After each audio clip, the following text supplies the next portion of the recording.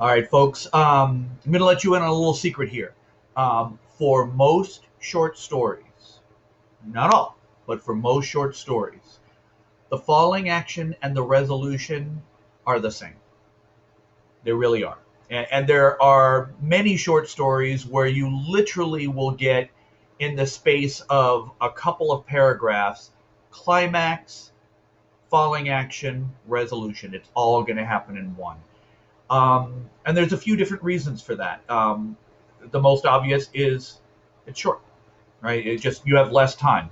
But the other part, and you're going to deal with this a little bit in the next assignment, is that there are fewer questions to answer in a short story. Um, in novels and even novellas, you often have multiple conflicts, secondary conflicts come up, and in order for a reader to feel satisfied, we want to know how those end. We want to know if they get resolved. Um, so the falling action is really where that happens, and that's in both this assignment and then the next one. That's your primary purpose. You have to bring down the main conflict, whatever the main conflict was for your main character. What did your main character want? What was he trying to achieve? You have to resolve that. How did that work out in the end? Um, and uh, then you also want to look at and see if you have additional questions. Now, that doesn't have to happen in the following action. If you do have additional questions, um, that's always a good place for a concluding paragraph to where you just, you basically say the end. Um, but the following action is where you have to bring down the main conflict. You just kind of like work that down. Let's look at Titanic, for example. You know, will Jack and Rose live? Well, Leonardo DiCaprio sinks into the ocean.